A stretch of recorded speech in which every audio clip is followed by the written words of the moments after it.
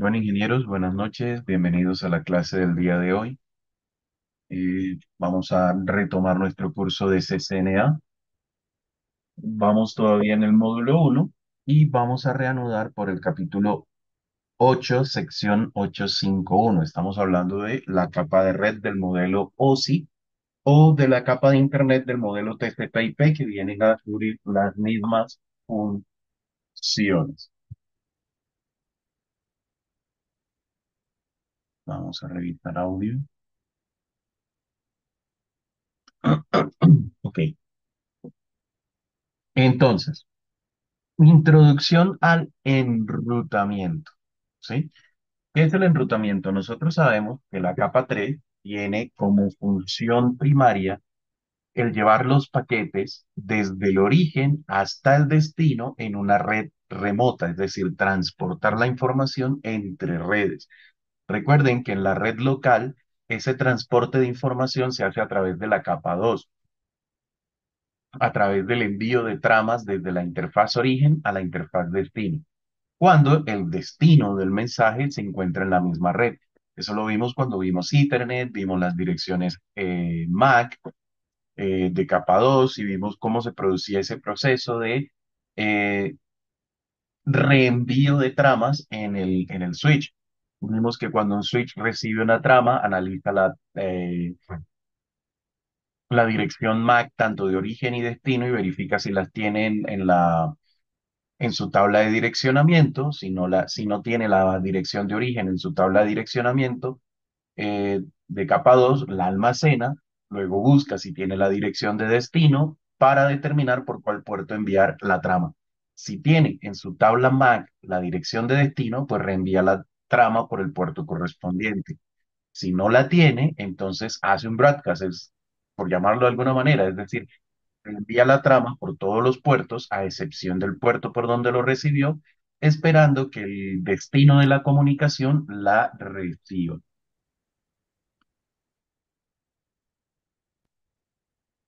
En el caso del enrutamiento, ya no lo hace un switch a través de una tabla de direcciones MAC o a través de su tabla CAM, como se le llama también. Se llama tabla CAM o tabla MAC. Tabla CAM por Content Addressable, por tabla de contenido direccionable, se le llama. ¿Listo? Eh, o tabla MAC por Media Access Control, por control de acceso al medio en el switch. El router que se encarga de reenviar los paquetes, ya no hablamos de tramas específicamente, sino de paquetes a una red diferente, lo hace a través también de una tabla, pero de una tabla de enrutamiento. Entonces, básicamente, ¿qué hace un router cuando recibe una trama? Porque el router pues participa en la capa 2 también. Entonces, ¿qué hace un router cuando recibe una trama en una interfaz? Lo primero que hace es desencapsular la trama y analizar la dirección IP de destino. Miren que un switch analiza inicialmente la dirección MAC de origen. ¿Para qué? Para verificar si la tiene que insertar en su tabla MAC. Un router lo que hace es verificar la dirección IP de destino, primeramente. ¿Para qué? Para buscar esa dirección IP o buscar una coincidencia con esa dirección IP en su tabla de enrutamiento. La tabla de enrutamiento es una tabla que tiene redes de destino o posibles redes de destino y la interfaz del router por la cual hay que hacer el reenvío o el router del siguiente salto, el router al que hay que reenviarle el paquete para que siga su tránsito hacia su destino. Luego de que examina y encuentra una coincidencia, entonces reenvía el paquete por la interfaz que corresponda. En este caso, nosotros vemos, en el ejemplo, vemos que viene un paquete que tiene una IP de destino 10.1.1.10. Esa es la IP de destino. Y viene de la red 192.168.10.0. ¿Qué hace el router al recibir ese paquete? Pues lo desencapsula y mira esta dirección. Luego de que la mira, busca una coincidencia en su tabla de dirección, en su tabla de enrutamiento y la encuentra. Él dice, oiga, mire, tengo una coincidencia para la red 10.1.1.0/24 vía R2, es decir, hay que enviarle ese paquete a R2. Ahora, si nosotros vemos aquí, Dice que para que esta sea una buena coincidencia tienen que coincidir por lo menos 24 bits. Recordemos que la dirección IP está conformada por 32 bits y que cada número de estos representa 8 bits. ¿Qué significa? Que estos primeros tres números deben ser iguales. La dirección debe empezar por 10, 1, 1, para que coincida con esta entrada de la tabla de enrutamiento. Y si nosotros vemos la dirección IP de destino, empieza por 10, 1, 1. Ahí esos primeros 24 bits son iguales a los 24 bits que dice la tabla de enrutamiento que debe tener para coincidir con esto. Y dice que qué hay que hacer con ese paquete, enviárselo a R2. Entonces, ¿qué hace el router uno? Le envía ese paquete a través de su interfaz Gigabit Ethernet 001, se lo envía al router R2. Y en este caso, este router R2 se va a conocer como router de siguiente salto. Apréndanse eso. Cada vez que un paquete atraviesa un router, se dice que hace un salto de red. Y siempre que un router determina que tiene que enviarle un paquete a otro router, ese otro router se conoce como router de siguiente salto. Eso es lo que aparece en esta entrada de enrutamiento. Ahora, esto es una simplificación de la tabla de enrutamiento de un router. En la tabla de enrutamiento nosotros vamos a encontrar ¿qué información? Vamos a encontrar información de todas las redes acerca de las que nuestro router tiene conocimiento. ¿Qué tipos de redes vamos a encontrar ahí? Redes directamente conectadas, redes remotas y ruta predeterminada. ¿Qué son redes directamente conectadas? Todas las redes que están relacionadas con una interfaz del router se conocen como redes directamente conectadas. Por ejemplo, para R1 tiene la red 192.168.10.0 con longitud de prefijo de 24 bits y la red 209.165.200.224 con longitud de prefijo de 30 bits directamente conectadas. Estas dos redes están directamente conectadas al router. Cada interfaz del router, y eso hay que tenerlo en cuenta, cada interfaz del router está conectada a una red. Entonces, a pesar de que aquí en este enlace solamente vemos que hay dos equipos, R1 y R2, esto es una red. Este cable aquí es una red. Todo esto que está aquí, incluso si hay más switches conectados, más equipos y más todo, son otra red. ¿Hasta dónde? Hasta donde encontremos otro router. Ahí termina esa red. Aquí vemos otra red. Entonces, este router R1 tiene dos redes directamente conectadas y R2 tiene tres redes directamente conectadas. Una, que es la 209.165.200.224, otra, que es la LAN 10.110/24 y otra que es Internet. No conocemos la IP o la red a la que se le asignó aquí, pero esta es una red directamente conectada también para R2. ¿Qué son redes remotas? Para R1 o para cualquier router, una red remota es una red que está atravesando otro router, es decir, para llegar a ella hay que cruzar a otro router. Entonces, uy, perdón. Entonces,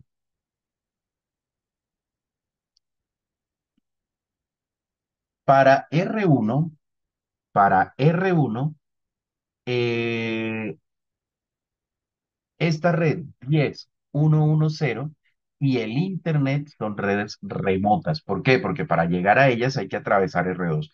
Para R2, la red 192.168.10.0 es una red remota. ¿Por qué? Porque para llegar a ellas hay que atravesar R1.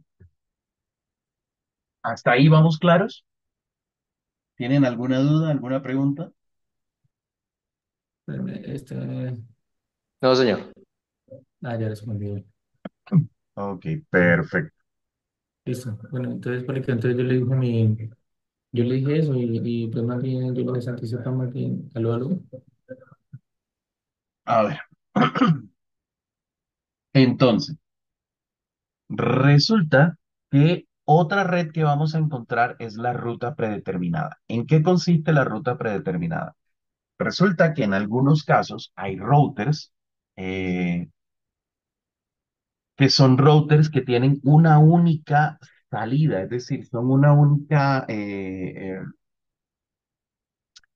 no tiene más por donde enviar sus paquetes a redes remotas, sino un único router de destino. Por ejemplo, R2 puede enviar paquetes a través de R1 o a través del router de Internet o a través de su interfaz. Pero en el caso de R1, que solamente tiene un único router, en lugar de configurar una ruta para esta red y una ruta para todo lo que pueda haber en Internet, lo que hacemos en R1 es que creamos una ruta predeterminada. ¿En qué consiste una ruta predeterminada? Es una ruta que nosotros configuramos en la que le decimos al router, oiga, todo lo que usted reciba que no encuentre una mejor ruta para enviarlo, envíelo a a esta dirección o envíelo por esta interfaz o a este router. Entonces, en este caso, podríamos configurar para R1 a R2 como ruta predeterminada. Entonces, ¿qué ocurre? R1 recibe un paquete que va para la red 192.168.10.0, o que la dirección IP empieza por 192.168.10. Él lo va a enviar por esta interfaz. Recibe un paquete que la dirección empieza por 209, 165, 202, 20 y algo para que completar los 30 bits, lo va a enviar por aquí.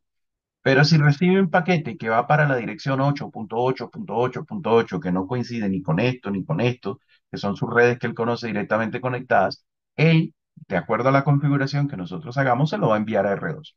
Y R2 decidirá qué hace con él. Entonces, esas son rutas rutas predeterminadas, una ruta predeterminada. Ahora, ¿qué ocurre? Ocurre que las rutas se pueden aprender de dos maneras. Se pueden aprender de manera manual o de manera dinámica. Las rutas directamente conectadas se configuran sí, se configuran instantáneamente cuando nosotros le asignamos direccionamiento IP a una interfaz del router y activamos la interfaz. En ese momento, esa ruta directamente conectada se instala en la tabla de enrutamiento. Otra forma manual es que nosotros podemos utilizar comandos, podemos utilizar el comando iproute para crear o configurar rutas o meter rutas en la tabla de enrutamiento de manera manual. Y otro es dinámicamente. Dinámicamente, ¿en qué consiste? En que nosotros configuramos un protocolo de enrutamiento en nuestro router y ese protocolo de enrutamiento se va a comunicar con otros routers que también estén ejecutando el mismo protocolo y van a intercambiar información. En ese evento, cada router va a aprender acerca de las rutas que el otro router vecino conoce. Eso es un enrutamiento dinámico, es decir, se aprenden las rutas de manera dinámica. ¿Listo? Ahora, el enrutamiento estático. El enrutamiento estático nosotros lo configuramos manualmente. Para configurar enrutamiento estático nosotros tendríamos que en R1, si configuráramos enrutamiento estático en esta red, tendríamos que a R1 enseñarle cómo llegar hasta la red remota que queremos que acceda. ¿Cómo lo hacemos? A través del comando iproute en el modo de configuración global. Hyperroute, la red de destino, la máscara de subred, esto vean que es 255.255.255.0. ¿Qué significa? Que deben coincidir, según la máscara de subred, estos primeros 8 bits, estos segundos 8 bits y estos terceros 8 bits. Es decir, deben coincidir 24 bits de la dirección para que esta ruta se aplique. ¿Qué significa que coincidan 24 bits? Que este 10 completico debe estar igual. Este uno completico debe estar igual. Y este uno completico debe estar igual. Recuerden que este 10 está representando 8 bits. Este uno otros 8 bits. Este otro uno otros 8 bits. El último número no nos interesa, puede ser cualquiera. ¿Por qué? Porque nuestra máscara dice 0 en el último octeto. ¿Qué significa? Que no nos interesa lo que esté pasando con este último número. Y luego le colocamos la dirección IP del router del próximo salto, que es la dirección de la interfaz del router a la que nosotros podemos llegar desde R1. Si nosotros vemos, R1 tiene como dirección IP en esta interfaz 209.165.200.225. Esta es la dirección de esta interfaz. Y la dirección de esta interfaz de R2 es 226. Entonces, ¿qué le estamos diciendo nosotros con este comando a R1? Para llegar a la red 10.1.1.0 con máscara de 24 bits, es decir, con máscara de subred 255.255.255.0, envíe la información o el paquete a la dirección IP 209.165.200.226. Con esta configuración, ¿qué ocurre? Que R1 sabe cómo enviar paquetes acá. Listo. Pero ¿qué ocurre? ¿Quiénes se van a querer comunicar con esta red? Pues los equipos que están aquí son los que se van a querer comunicar con esta red. ¿Eso qué significa? Que cuando la respuesta venga de regreso, R2 también debe conocer cómo llegar hasta la 192.168.10.0. Es decir, en R2 tendremos que hacer también un hiperroute, pero a R2 le diremos hiperroute 192.168.10.0 con máscara 255.255.255.0 y le vamos a decir que la IP de siguiente salto, es decir, la IP del router al que se lo tiene que enviar, va a ser la 209.165.200.225. La ruta debe configurarse tanto de ida como de regreso, de ida en un router y de regreso en el otro router. ¿Sí está claro esto hasta ahí? Sí, señor. Sí, señor. Ok, perfecto. Ahora, ¿qué ocurre si nosotros hacemos una configuración en una ruta estática? Esto se le llaman rutas estáticas que se aprenden manualmente y se le llaman estáticas porque usted como administrador de la red las configura y si usted no la cambia, la red no cambia o la ruta no cambia. ¿Qué ocurre con este tipo de configuración? Que si la topología de la red cambia por alguna razón, se rompe un enlace o cualquier cosa ocurre, la ruta no se recupera y usted tendrá que reconfigurar manualmente sus rutas estáticas. De allí que digamos que el enrutamiento estático, a lo que es como se llama esto cuando configuramos las rutas manuales, tiene las siguientes características. Primero, se configura manualmente. Segundo, el administrador necesita volver a configurar si hay un cambio en la topología. Tercero, estas rutas son apropiadas, y esto es importante tenerlo en cuenta, en una red pequeña. Son apropiadas para la red pequeña cuando hay o pocos o ningún enlace redundante. Y sin embargo, hay maneras de tener enlaces redundantes en redes, en rutas estáticas. Y una ruta estática se utiliza comúnmente con un protocolo de enrutamiento dinámico para configurar una ruta predeterminada. Más adelante lo vamos a ver, pero ¿por qué una ruta estática es buena cuando tenemos una red pequeña? Porque una ruta estática usted la configura y el router no tiene que estar haciendo cálculos para determinar nada acerca de la ruta. En cambio, una ruta dinámica, lo que ocurre es que el router tiene que estar intercambiando información con los otros routers para monitorear los cambios de la topología, para aprender nuevas rutas, para recuperarse de un fallo, para todo eso. ¿Y qué ocurre? Que eso consume recursos del procesamiento del router y aparte consume ancho de banda en el intercambio de mensajes. Entonces, cuando la red es pequeña, no vale la pena colocar un protocolo de enrutamiento dinámico. Ahora, el enrutamiento dinámico. ¿Qué ocurre en el enrutamiento dinámico?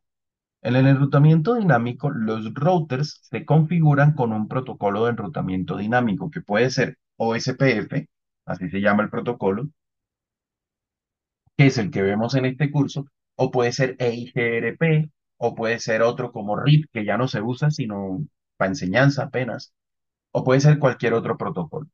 ¿Qué ocurre con estos protocolos? Que nosotros como administradores de la red solamente le decimos a R1, mire, usted va a usar OSPF, por ejemplo, vamos a partir de la base que ese es el que vamos a usar. Usted va a usar es OSPF y las redes que usted debe informarle al mundo que conoce son la red 192.168.10.0 y 209.165.200.224. Eso es lo que usted tiene que hacer. Usted publica esta red y publica esta red. Lo mismo le dice R2, oiga, señor R2, usted va a usar OSPF y usted publique esta red y publique esta, es decir, publique todas las redes que conoce. ¿Qué ocurre? Que R2 le va a enseñar a R1 que él conoce esta red y conoce esta otra red. Y R1 le va a enseñar a R2 que conoce esta red que tienen compartida y que conoce esta red. De esta manera, R1 se va a enterar cómo llegar a la 10.1.1.0 y R2 se va a enterar cómo llegar a la 192.168.10.0. Todo esto sin la intervención del administrador de la red. ¿Dudas hasta ahí? Hasta el momento ninguna. Ok, perfecto. Mm. Ahora, la configuración básica de un protocolo de enrutamiento solamente requiere que el administrador de red habilite las redes conectadas directamente dentro del protocolo de enrutamiento dinámico. Las funciones que va a hacer este protocolo van a ser de detectar redes remotas, como nos dice aquí. Esto de detectar es a través de qué? A través de los mensajes que le envía el otro router. Mantener información de enrutamiento actualizada. ¿Por qué? Porque estos routers periódicamente se intercambian mensajes, anunciando o que todo está bien o anunciando cambios en la topología. Es decir, oiga, se apagó un enlace, es lo que sea que haya ocurrido. Elegir el mejor camino hacia las redes de destino. ¿Esto porque esta red es muy simple y solamente tenemos dos routers uno frente al otro?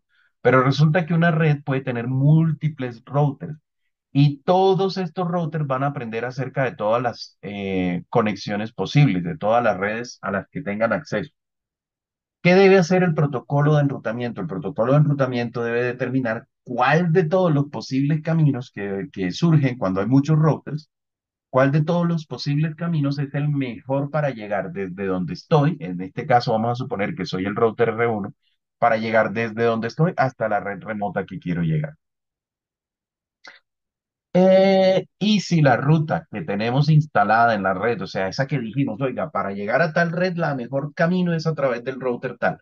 Si esa ruta falla, de tener la posibilidad de determinar una ruta alternativa. Todas esas son funciones de un protocolo de enrutamiento dinámico. Cuando tenemos un protocolo de enrutamiento dinámico, ¿qué ocurre? Para llegar a esta red tenemos dos caminos desde aquí. Podemos ir de R1 a R2 y directamente a la red, o podemos ir de R1 a R3, de R3 a R2 y ya llegamos a la red. Es decir, hay dos caminos.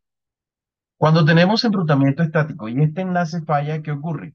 Pues si teníamos configurada la ruta por aquí, nos tocaría manualmente configurarla para ahora hacerla a través de R3. Pero si tenemos enrutamiento dinámico con OSPF, por ejemplo, y este enlace falla, automáticamente el protocolo de enrutamiento determinará que debe usar la siguiente ruta disponible, que es esta ruta a través de R3, primero para luego llegar a R2. Vamos a ver un video acerca de la tabla de enrutamiento. Un segundo. Compartir audio del equipo. Estéreo de alta calidad. A router uses information.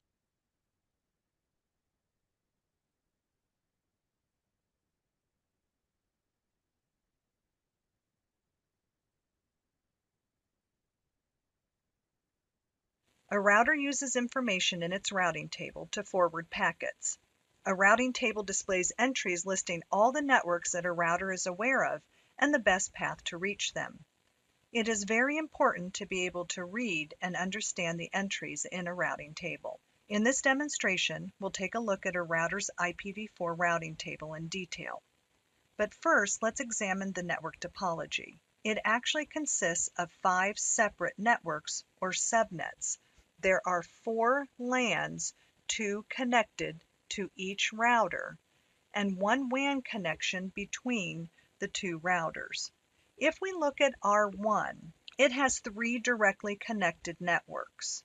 Network 192.168.1.0 connected to interface G0/0/0, network 192.168.2.0 connected to interface G0/0/1, and network 209.165.200.224 connected to interface S0/1/0. R2's LANs are not directly connected to R1, therefore they are considered to be remote networks as far as R1 is concerned. In order to forward data to remote networks, a router needs to learn about them first through the use of static or dynamic routing. In this example, R1 has learned about them through the dynamic routing protocol OSPF, which has been configured on both routers. To view the IPv4 routing table, I'll click on router R1, and from the CLI tab, I'll press Enter to connect to the command line. From here, I'll type enable and press enter to enter privilege exec mode, and from here I'll issue the show IP route command to view the routing table. If I press the space bar, I will see the full output. At the top of the output are letter codes that indicate how each network, aka route, was learned. This is referred to as the route source. Underneath that, we can see the routing table entries. These represent all the networks that R1 knows about and the best way to reach them. Let's further examine some individual entries. First, let's look at the entry for network 192.168.1.0. The letter C in front of the entry is the route source and indicates that the source of this route is a directly connected network. And you can also see that in the entry here. Gigabit Ethernet 0/0/0 is the interface to which that network is connected.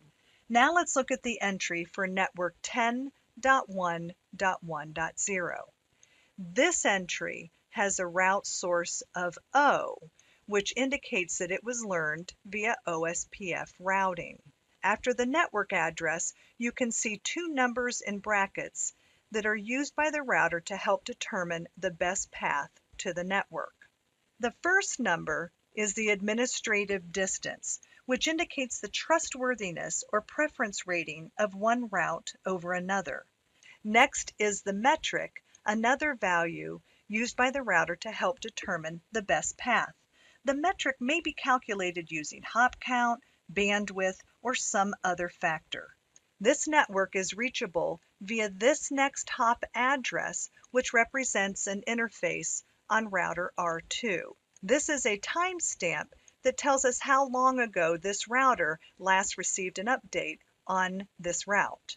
And serial 0/1/0 is the exit interface on R1 through which to send the packets. For the purposes of this demonstration, you can ignore any entries that do not list a route source at the beginning. These are basically headings. Also note that for each directly connected network, you have an entry below it with a route source of L. L refers to a local route, and basically this is the IP address of the interface to which that network is connected. This routing table shows that R1 is aware of all 5 networks present in the topology. It has 3 directly connected networks,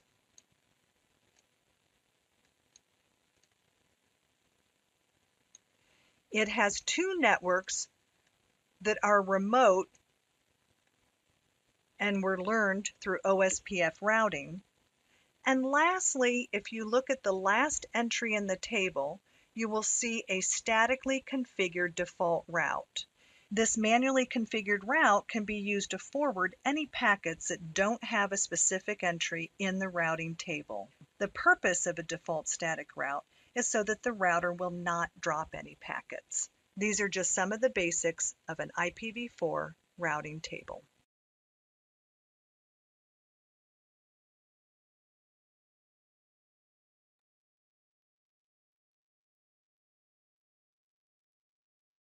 ¿Alguna duda hasta ahí? Toca llevarlo a la práctica, profesor. Sí, señor. Perfecto. Bueno, esto es lo mismo que ya vimos. Resolución de dirección. MAC e IP. A ver, aquí vamos a analizar la relación que existe entre una dirección MAC y una dirección IP. Ahora, ¿a qué hace referencia o cuándo ¿Cómo se relaciona en este tema? Resulta que el tema cambia si nosotros vamos a conectar o a comunicar dos equipos dentro de la misma red o dos equipos que están uno en una red y el otro en una red remota. Cuando estamos conectando dos equipos dentro de la misma red, lo que ocurre es que se genera una trama en un equipo y esa trama se recibe en el siguiente. Esa trama se genera con una MAC de destino y con una MAC de origen. Y cuando llega a su destino, la MAC de destino es la misma, la MAC de origen es la misma, la IP de origen es la misma y la IP de destino es exactamente la misma. Pero para generar la trama, el PC que envía la información debe conocer la MAC del equipo con el que se quiere comunicar. Esto es un proceso o una situación que al inicio de toda conversación es probable que no se dé. Es decir, es probable que el equipo que inicia la comunicación no conozca la MAC del destinatario. ¿Por qué razón? Porque generalmente nosotros configuramos o hacemos pruebas es con las direcciones IP. Si usted se conecta con un servidor web, usted configura la dirección IP. Si usted conecta una impresora de red, usted configura la dirección IP de la impresora. Si usted le va a hacer ping a un equipo en la red, usted le hace ping es a la dirección IP. Entonces, probablemente el equipo origen e incluso posiblemente el switch no conozcan la dirección MAC de destino. Para averiguar esa dirección se utiliza un protocolo que se llama ARP o Address Resolution Protocol, pero lo vamos a ver ahora más adelante. Cuando el destino está en una red remota, ¿qué ocurre? Y esto ya lo hemos visto. El equipo conoce la IP de origen y la IP de destino. La IP de origen que es la suya y la IP de destino que es la IP del equipo con el que se quiere comunicar. Pero ¿qué ocurre? Necesita de todas maneras armar una trama, pero esta trama, cuando la red de destino es una red remota, no es una trama que lleve como MAC de destino la MAC del equipo remoto. Si ustedes miran, esta MAC es 55555. Estos son números simplificados, ¿no? Ya sabemos que la MAC no, ahí le faltan otros tres valores a la dirección MAC. ¿Qué ocurre? Cuando un equipo determina que se va a comunicar con una red remota, en lugar de enviar la trama directamente al equipo de destino, tiene que enviárselo a un dispositivo que le permita comunicarse con redes remotas. Ese dispositivo es el router. Entonces, ¿qué hace el equipo? Arma un paquete con su dirección IP de origen, la suya propia, con dirección IP de destino, la del equipo con el que se quiere comunicar, pero en la MAC de origen va la suya propia, en este caso la A, y la MAC de destino, la dirección que va es la dirección del gateway predeterminado o la dirección del router. Si ustedes ven aquí, dice MAC de destino, la MAC del router. ¿Qué hace el router cuando recibe la trama? Pues la desencapsula, mira la IP de destino, determina si sabe por dónde enviarla, en este caso si sabe, dice que se la tiene que enviar a R2. ¿Y qué debe hacer? Debe encapsular nuevamente el paquete en una trama diferente. Esta trama ahora tendrá como dirección IP de destino dirección IP de destino, la IP original de destino, como IP de origen, la IP original que venía en el paquete, pero regálenme un segundo que aquí, por alguna razón, regálenme un segundo que me quedó algo abierto acá y me llaman y voy a cerrarlo.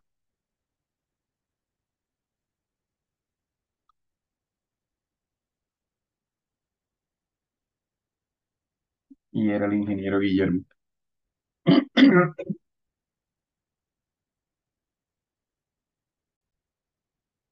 Bueno, entonces, como les decía, el router mete esto en otra Mac y esa otra Mac, ¿qué debe tener? ¿O qué va a tener? Esa otra trama, perdón. Las IPs las va a dejar tal cual como van. Pero en la MAC de origen va la suya propia y en la MAC de destino va la MAC del router del siguiente salto. ¿Sí? Entonces, aquí ya las MAC origen y destino cambian. R2 lo recibe, hace lo mismo, valida las direcciones para ver si sabe a dónde enviarlo, si sabe, porque incluso es una red directamente conectada, la IP de destino la tiene en una red directamente conectada y debe armar otra vez la trama para reenviar la información ahora sí al equipo de origen. Entonces, las IPs van a permanecer tal cual como estaban, pero las MAC en este caso van a ser la de origen, la del router 2, y la de destino, ahora sí, la del PC 2. Esa es la diferencia de cuando trabajamos en la misma red y cuando trabajamos en una red remota. ¿Dudas hasta ahí? No, señor. Ok. Procesando, procesando, sí, señor, vamos bien. Vale, listo. Entonces, para que lo pongamos en práctica y procesemos, vamos a hacer este laboratorio, por favor, el 913. ¿Listo?